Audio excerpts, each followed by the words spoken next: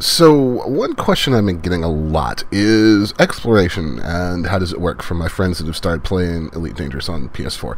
What's up, guys? TimeBot here, and today let's talk about exploration and how it works. So, we're actually docked in the Merope system here, and actually out on the, or Merope, however you want to say it, kind of out on the edge of human-occupied space, and I'm going to pop back down into the station here and show you guys how to set up a ship for exploration. Now, I prefer to use the Asp Explorer. You can explore in a Cobra Mark III or a Diamondback Explorer. Those two ships will also work quite well.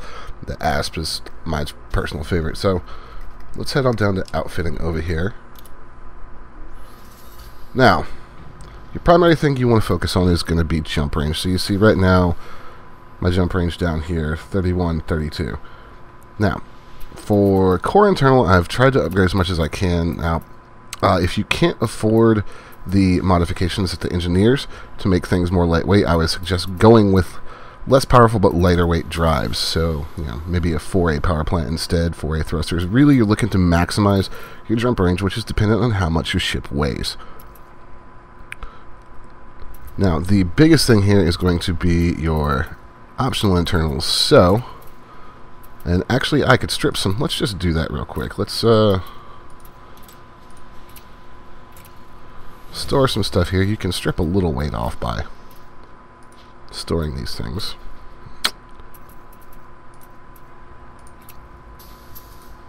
I want to... Oh, you're not going to let me store it? Okay. Whatever. So here are the two most important things you're going to put on a ship when you are fitting it for exploration. A detailed surface scanner and an advanced discovery scanner.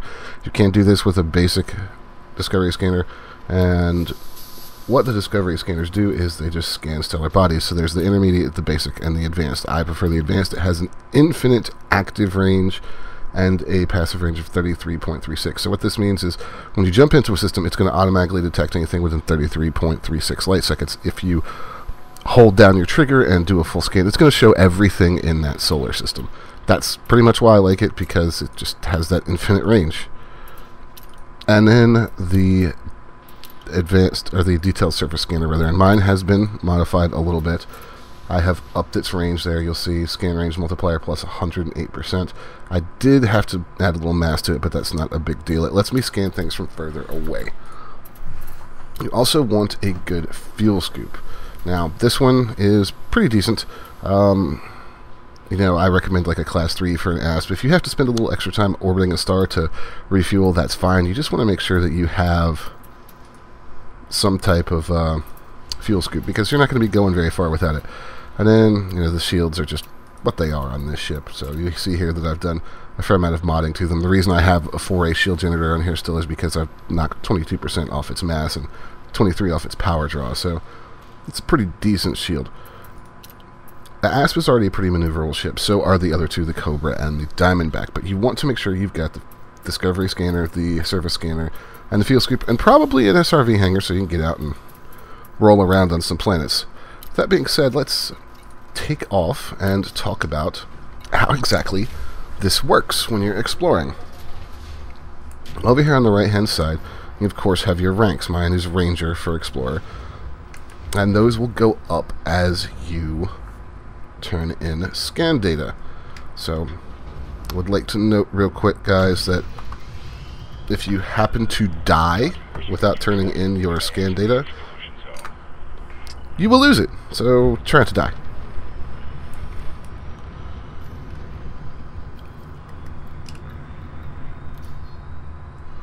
So let's take a look. You'll see where I am. And I will actually pop up the bubble for people. So this is basically the human-occupied bubble that most people start in right over here. So we're a fair ways out, but we're also nowhere near very far out in the actual galaxy. There's still a good ways to the arm. So what we'll do is just pick a... Oh no, I want to go somewhere that's way further away than that. So let's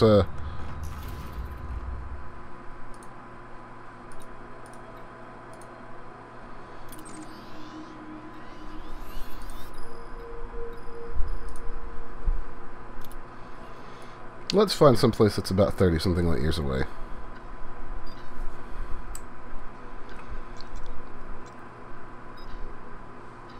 That'll do quite nicely. This is one of the reasons you want a ship with a long jump drive. When you get out into space where there may not be as many stars or not as many scoopable stars, you want to be able to jump a long ways at once just to get where you're going.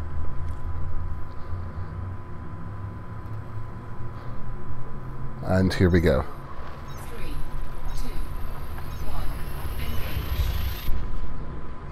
Now, oddly, despite the number of times I've come out this way, it appears I've never gone through this system before, which is going to be nice, because it'll allow me to show off a lot of stuff that we're talking about.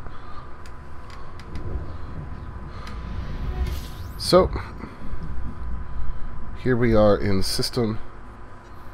You'll notice that the scanner automatically picked up at least one item.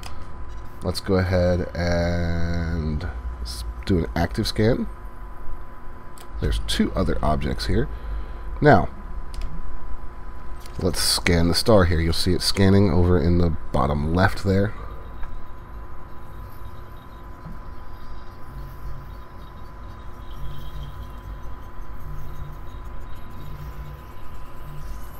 There you go, and you'll notice that it said detailed scan complete, available materials listed in system map for landable bodies. Now, something I want to note here is there's more than 2 objects in this system. I have filters set here, and if I turn asteroid clusters on, there's probably going to be at least 1 or 2. Nope, this is just a simple multi-star system. Interesting. Right. Look. Now this is, you could scan stars from a fairly long ways away.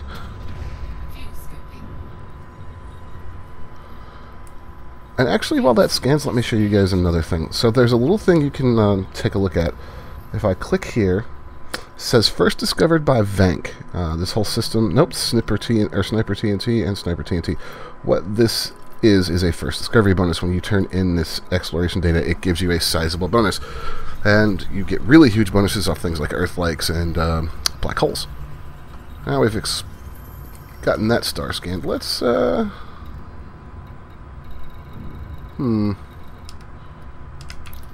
let's head a little further out.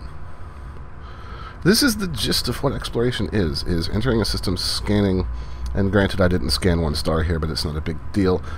Scanning pretty much everything except asteroid clusters. They're not worth anything. There's a reason I keep them turned off. 4, 3. However, for instructional purposes, we'll try to find a system that has some and show you guys that.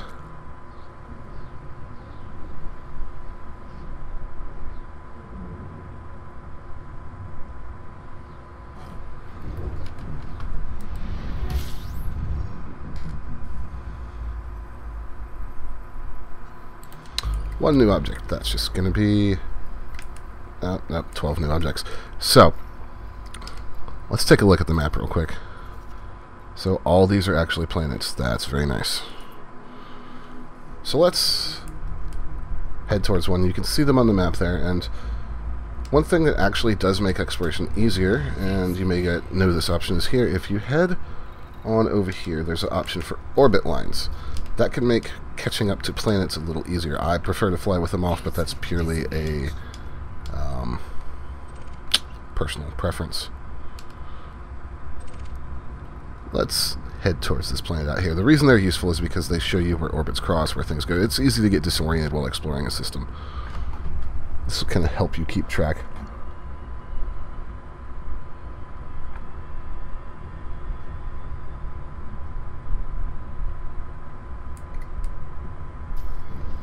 You know, there's one a lot closer to us. Let's go check it out. In general, if it's a pretty small body, you may not be able to start scanning it until you get a little closer. It depends also on modifications. This is where that detailed surface scanner with the and the long-range mods I have come in handy.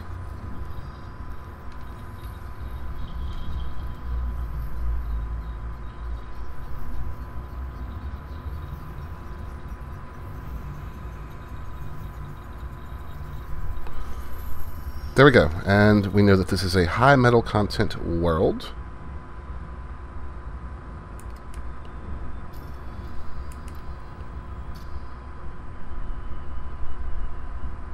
if you look over here, you'll see that information. Now, this is useful if you need to get materials. What you can actually do for planets you can land on is you can go to the System tab, and I'll show you guys that in just a moment, and look at what materials are available there. So, this is not going to be a landable world. You can see there's clouds. It has an atmosphere. We can't land an atmosphere or worlds with atmospheres yet. But to show you what I was talking about while we fly to this other planet. So, we discovered this planet. We can scroll in on it. We can look at it, so we can see the atmosphere, we can see volcanism, we can see composition of rock and metal.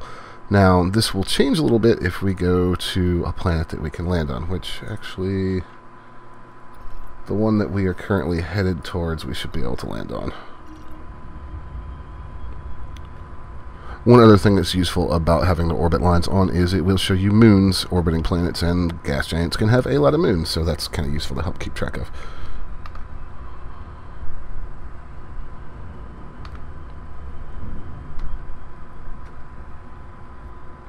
I advise anybody that's going to explore to take the time to do it right. You can make a lot of money doing it, but it does take a while. It's not a quick process. It can be kind of tedious. Find a stream, flip it on your other monitor, and scan planets.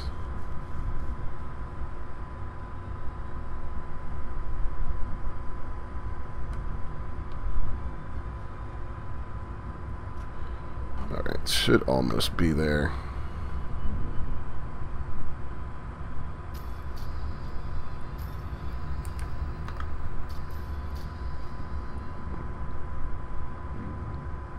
Here we go. I always throttle back a little bit when I'm getting close, just so I don't overfly. It's just aggravating.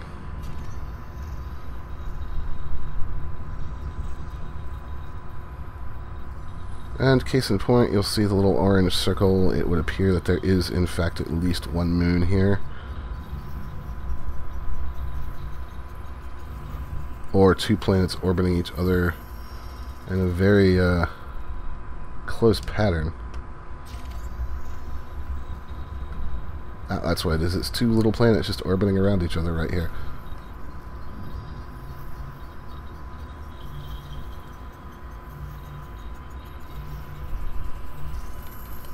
Okay, so this one is a landable body. So let's head to the system map and have a quick look-see at it.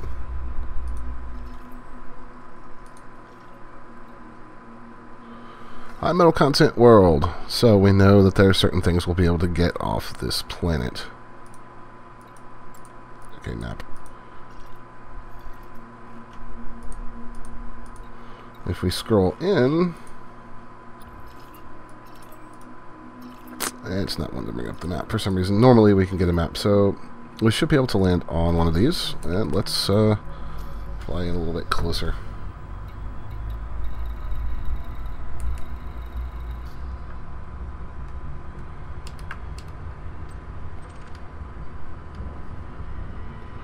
Oh yay, a rocky ice world.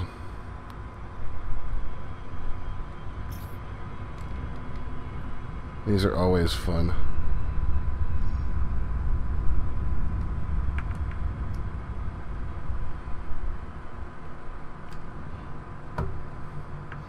But yeah, guys, this is going to be what you spend most of your time doing in, if you're exploring in Elite Dangerous. A lot of flying around planets, a lot of looking for things that you might want to mine, to take back to the engineers, just lots and lots of that kind of stuff. It's fun, it's rewarding, but it also can take quite a while. So, just don't expect to make a ton of money right away. Don't expect to do it quickly, but exploring is fun. Hope this was helpful, and I will see you guys next time.